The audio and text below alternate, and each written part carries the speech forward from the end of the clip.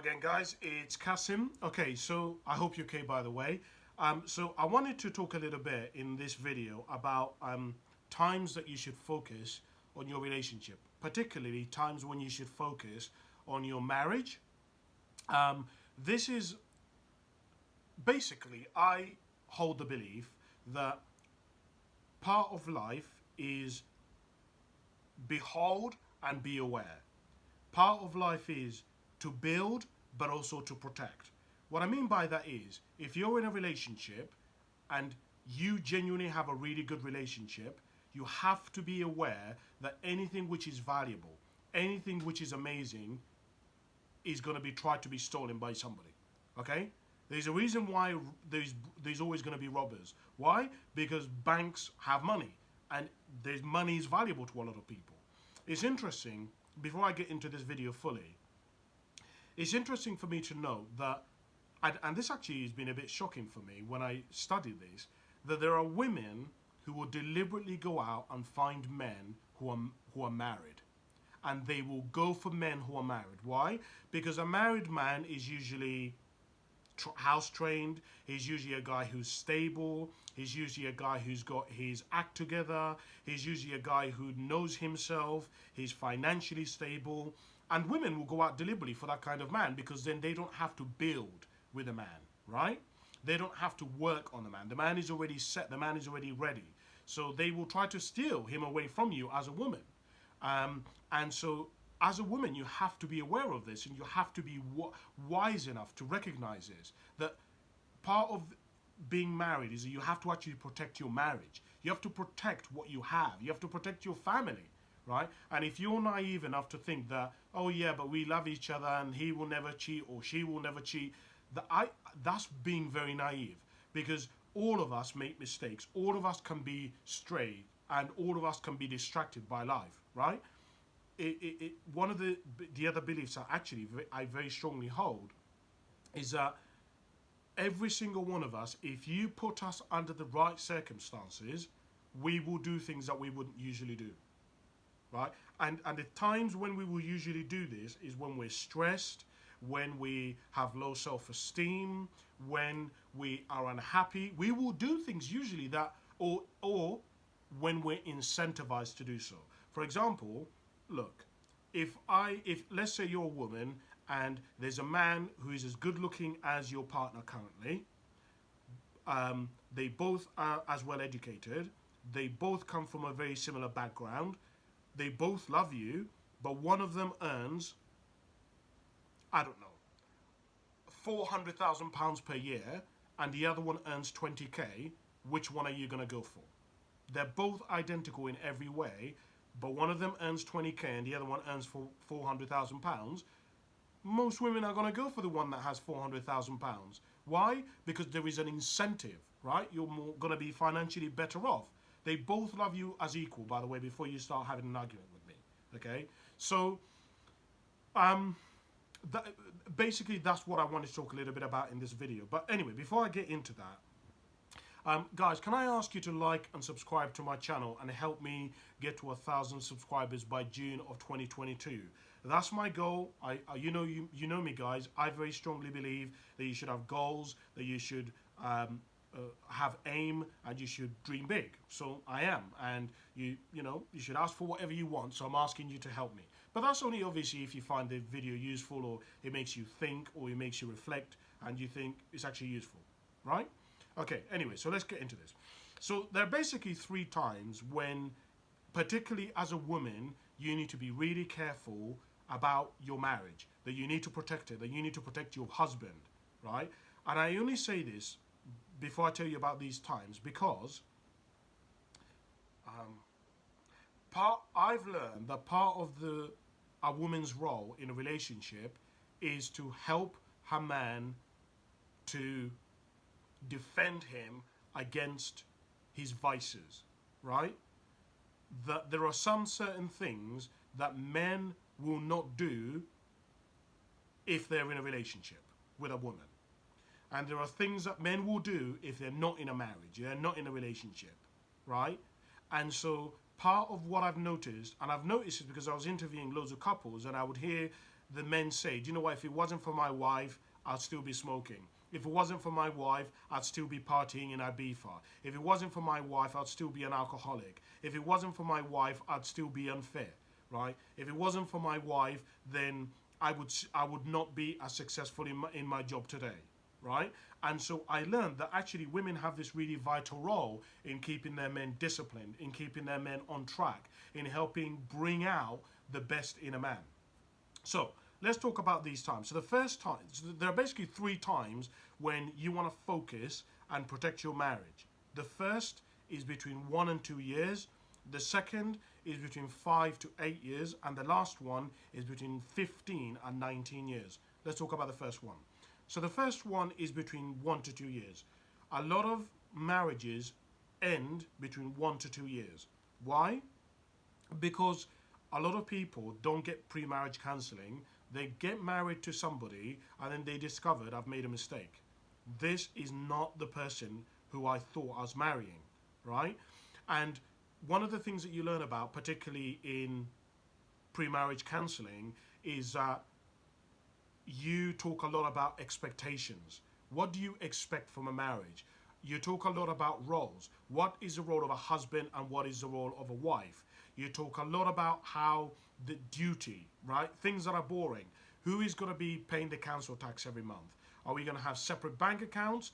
You talk about things like, in pre-marriage counseling, how much money can your partner spend without your permission, right? A lot of people don't understand that when you get married, that marriage is not a fairy tale. It's actually very boring, right? In fact, I remember one of my friends, Joel, was getting married, and I said to Joel, oh my God, things are going to completely change when you two get married. Joel said to me, Catherine, no, nothing's going to change because we've been together, we have 2 kids together, we've been together for years. When we get married, it's going to make no difference to us whatsoever. And they didn't change because everything was exactly the same for them for a long time. But for a lot of people, when they get married, things change because particularly a lot of men change because a lot of men settle in thinking, well, I'm married now, I've got the woman, why should I work hard? There was a statistic that I was reading which said something on the lines of that when people get married, in the first year of getting married, like people gain something like 10 kilograms or something ridiculous in the first year of marriage. Why? Because a lot of people are like, well, why should I look after myself? Why should I now keep going? I've got the person, we're finally married. The thing that I say to men particularly, which is really important, is that when you get married, women's mentality is, okay, now you're going to step up. We're finally married. Now you're going to put your accelerator on. Now you're going to work really hard. And a lot of men, when they get married, they actually stop working hard. They become lazy, right? They're like, well, why should I have to work hard? We're married now. So the first 1 to 2 years, you really want to be careful. And part of being careful between 1 to 2 years is that if your partner is unhappy or made a mistake, that is one of the most common times that they're going to go outside of the marriage to find somebody else. Meaning, if your partner is realized that they've made a mistake, because in the UK, you will not be able to get divorced until you've been together for a year. You physically cannot file for divorce until you've actually been married for a year. So that means if your partner is unhappy, they're going to try looking for an escape route. Who can they move to? And here's where it gets interesting if you're a man. If you're a man, your woman is going to be looking for a get-out clause. Who can she find who she can move in with, who is going to be able to provide for her? So you want to be very, very careful, and you want to start looking at how can you protect yourself? How can you protect your marriage? How can you protect your relationship, right? In that first 2 years, you might actually have to start going counseling. A lot of couples, do you know when they go counseling? In the first 1 to 2 years, because they've recognized, oh my God, I've made a mistake. I've married somebody who I thought, oh my God, I didn't know. A lot of people have lived separately, but have never actually lived together. They get married and they're like, oh my God, who am I living with? They've actually lived together. They've combined everything. They see their partner's spending habits and they're like, you're nuts. You're spending all this money on video games. And they'd never seen that before because they'd never discussed finances and how their partner spends finances, right? a lot of people find out when they go to. It's always funny because my friend was saying to me, Kasim, one of the times when a lot of couples find out their partner's spending habits is when they go to buy a house, because they have to file their bank statements, and they're like, I didn't realize you were spending that much money on golf, but their partner has never seen their partner's bank account, so they have no idea. And obviously, they're shocked at the amount of time this person, the amount of money this person is spending on going to golf, on golf shoes, on golf courses. And then I had no idea about any of this. The second time that you then want to be careful about your marriage, between 5 to 8 years, and in particular year 7 and year 8, studies tell us is one of the one of the danger zones. What do they call it? The 7-year itch. So the 7-year itch is you've been married, you've settled in. A lot of the time you've had one or two kids, and you're thinking you've had to put a lot of effort into your children. A lot of the time your sexual needs are not being met. A lot of the time you haven't been intimate with your partner. A lot of the time you haven't been alone with your partner. A lot of the time you're being ignored, particularly women. Women, actually, this is something which you want to think about, is are you prioritizing your man? Because a lot of women, when they have kids, they prioritize their children. Or a lot of fathers, when they have children, they prioritize their kid and neglect their woman's giving their woman attention. Or they go to work, come home, but then they forget to talk to their woman, to listen to their woman, to surprise their woman, to be spontaneous with their partner, right? And so a lot of people, they're like, well, we've had kids, we've tried the marriage thing, I just don't think we're compatible anymore. And so a lot of people, they get divorced around this kind of time. So this is around the 7 to 8 year mark is when you really want to start working at your relationship. You want to start defending it. You want to start working on your partner. But also this time, around 7 to 8 years, is when you want to be really careful, because as generally speaking, around the 7 to 8 year mark is when men hit their financial peak, meaning that a lot of men are going to be vulnerable to other women, meaning that when your man starts becoming a partner, becoming a director, becoming a CEO, becoming having pay increases where their pay is almost double, where they get into the high figures, 60, 70, 80K, this is when these women are going to start going for them, right? Where does most infidelity happen? Between co-workers. How does that happen? Because you usually get a younger woman who's seen this man who is successful, who's well off, who has a family home, who's knows who he is, what he stands for, who is powerful, who's well educated, who's doing well for himself, and she's like, I want to bag one of those. So as a woman, you have to be really careful. For example, one of the things that you want to do is that you want to go to your office and ensure that you're known in that office, right?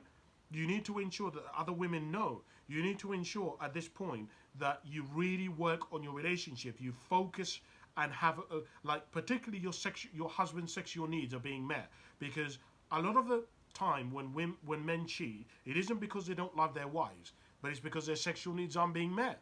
They might be getting sex on their birthday, at Christmas. Like, men need sex. They don't want it, they need it. Therefore, it's interesting for me because I actually only found this out recently. I didn't know that the higher up you go in society, meaning socially, so when you find people who are multimillionaires, marriage for them is not about love. Marriage for them is really a business contract. It is about bringing two people who are both well educated, both very socially high up, both who have really great incomes. They come together and then they can take it to a whole different level, right? And a lot of the time, even though both people are married, they actually have sexual partners, right? So it is fascinating for me when I was studying all these wealthy people, and the women would know that their partner has a woman who they meet and they just have sex with. And I was like, are you insane? What do you mean you're married and you know that your husband is meeting this woman? And you're okay with that? And I'm like, what the hell is going on here? Or a lot of men are married to a woman and they know that the woman is having an affair with their pool boy, or with a plumber, or with one of the guys at the local school, and they know about it and they do nothing. And I'm like, what the hell is going on? Is because these kind of this the marriage is an institution, is a business contract. It isn't so much about love as it is the lower down you go. In fact, the lower down you go in social standing, the more relationships are about love, which I find very, very, very fascinating. So you really want to focus on your relationship at that stage. But of course, the last time to focus on your relationship is around the 15 to 19-year mark. Now, a lot of you guys, if I'm not, do you know what? I'm not going to talk a lot about this because most of you are not going to be at this stage. Most of you are not going to even get to this kind of stage. If you do, you won't be listening to this kind of video because you would have learned so much. You would have gained so much insight into relationship, what works, what doesn't work about yourself, that you won't need to be listening. People who've been to this, people who've been married 15, 19 years don't really need to be listening to me. There are obviously some people who divorce, but in part, they get blindsided. People who get divorced at 15 to 19 get divorced a lot of the time because of complacency. They've just grown apart, right? They think that the grass is going to be greener on the other side. They've changed, but their partner doesn't accept who they changed into. So those are the times when you want to really focus on your marriage, your relationship. I don't know whether it's been useful for you guys or not. I don't know whether it's added any value to you, but I hope it has. I hope it's given you something to think about, something to reflect on, something to see whether you have been paying attention. Really, the point that I wanted to get across in this video is that you have to protect your relationship. You have to protect your marriage. Don't be naive and think, well, Kasim, if we're happy, then my partner will never go off. Because the problem may not necessarily be your partner. It may be other people outside of your relationship. And that's important to know. So that's where I'm going to stop.